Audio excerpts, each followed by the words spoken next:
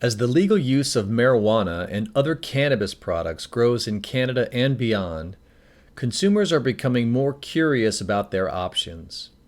Cannabis flower and the products made from it are typically THC dominant or CBD dominant.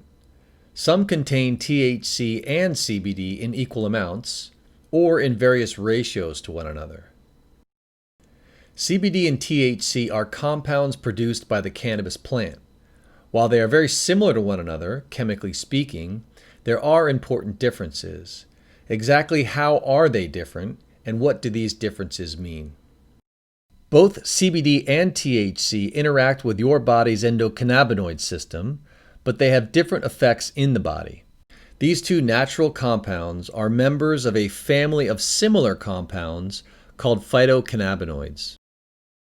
The prefix phyto refers to the source. Phytocannabinoids are produced by a plant. There are over 100 known phytocannabinoids. These compounds can be extracted from the cannabis plant. Hemp and marijuana are different types of cannabis. Hemp plants are cannabis plants that contain less than 0.3% THC, while marijuana plants are cannabis plants that contain higher concentrations of THC.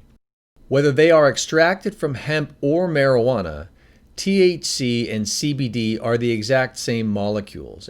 In other words, it doesn't matter what their source is, the molecular formula and the molecular structure of CBD and THC are always the same.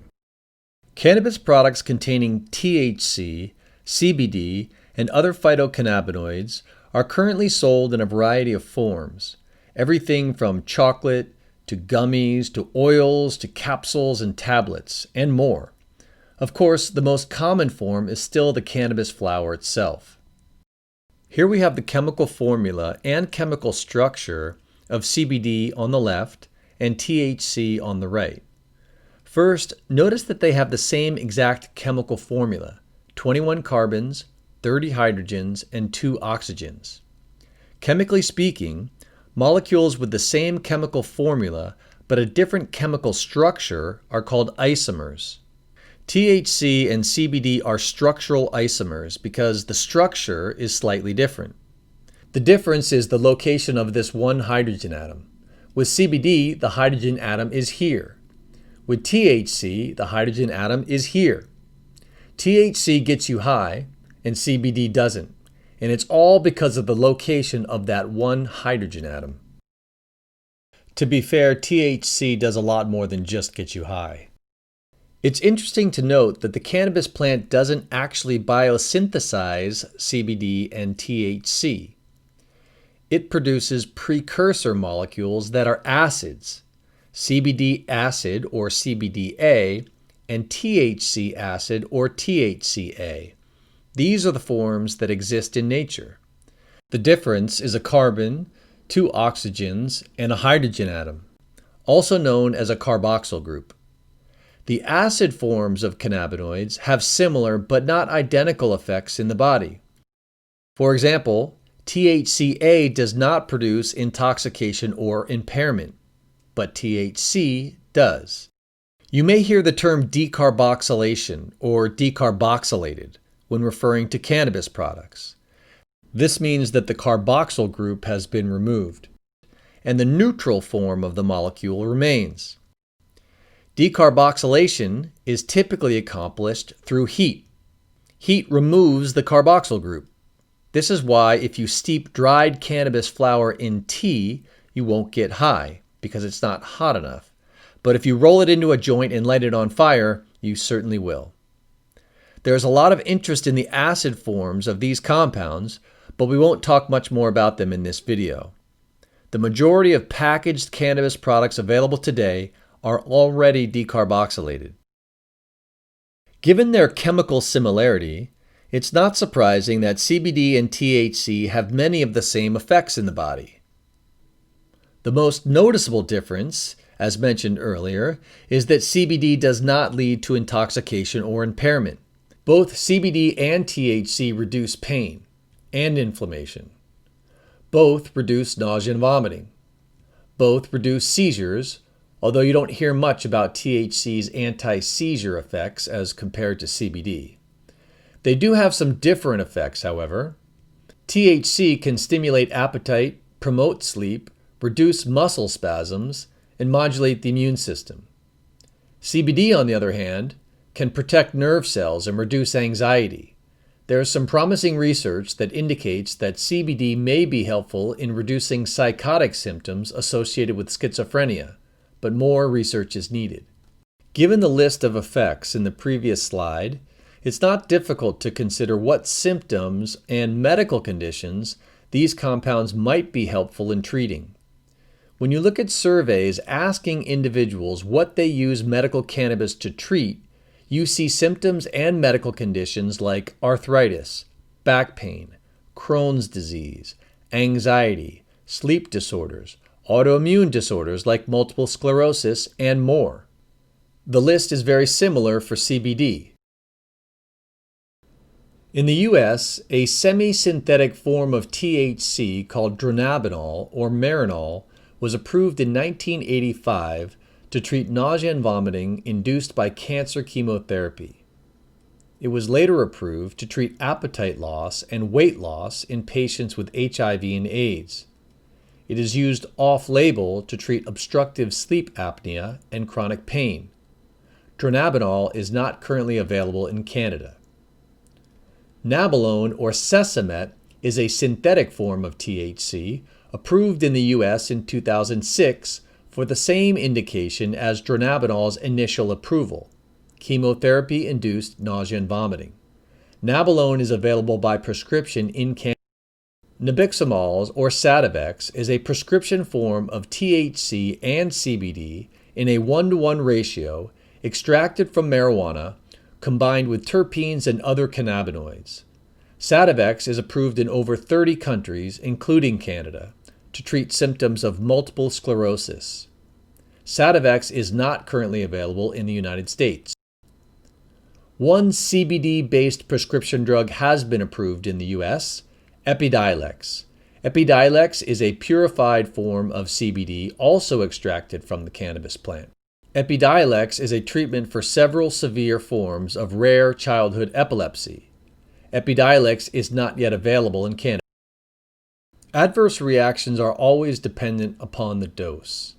A low dose of THC or CBD is unlikely to result in adverse effects. A high dose may be different, however.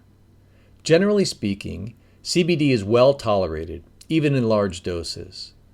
Commonly reported adverse effects include sedation, gastrointestinal distress, and elevated liver enzymes, especially in individuals taking many prescription drugs. High doses of CBD can cause interactions with prescription medications. It would be prudent to talk to a healthcare professional before adding CBD to your list of medications. THC is not as well tolerated as CBD, but the adverse effects are still associated with the dose. Commonly reported adverse effects include sedation, dry mouth, red eyes, memory loss, increased heart rate, and others. Adverse effects for both THC and CBD are self-limiting, meaning they resolve spontaneously after a short period of time. Standard drug tests look for metabolites of THC, not THC itself, specifically carboxy-THC. Exposure to THC may result in a positive drug test, depending on the amount and the frequency of use. If used on a frequent basis, THC can be stored in the body's fat tissue. Thus, it is possible that metabolites of THC can show up on a drug test for several days or weeks after use. It's not clear how much THC one would need to take over a certain period of time before testing positive. This includes hemp-derived CBD products, which contain negligible amounts of THC. It's unlikely that frequent use of hemp-derived CBD products would result in a positive THC test, but it is theoretically possible. Modern drug tests don't test for CBD or any of its metabolites. CBD and THC are also regulated differently. This is primarily because of the intoxicating potential of THC. In Canada, marijuana-derived and hemp-derived CBD products are available at Health Canada-approved licensed producers, or LPs. They can be purchased directly from an LP with a valid document from a physician, or from a provincially approved dispensary, or via a provincial liquor commission. LPs must utilize Health Canada-approved third-party labs to confirm cannabinoid content and to test all cannabis and cannabis products for harmful constituents such as solvents, pesticides, heavy metals, and microbials as per Health Canada standards. In the U.S., hemp-derived products are more broadly available than marijuana-derived products. Hemp-derived products are available online, in health food stores, and even in some pharmacies and grocery stores. Marijuana-derived products, on the other hand, are only available in licensed dispensaries in states with medical or recreational cannabis laws and regulations. In summary, CBD and THC are very similar chemically, but have some different effects in the body. CBD is non-intoxicating. These compounds and other cannabinoids are used to treat a wide variety of symptoms and medical conditions. Health Canada and the US FDA have approved CBD and THC drugs. Adverse effects are more likely with use of THC. All adverse effects depend on the dose that is used. Drug tests measure a metabolite of THC, not THC itself, and not CBD. It's not entirely clear how much THC one would need to take over a certain period of time before they would test positive. And finally, these compounds are regulated based on their source, that is, marijuana or hemp. With that, I would like to thank you for your time and your attention. Please email if you have any questions.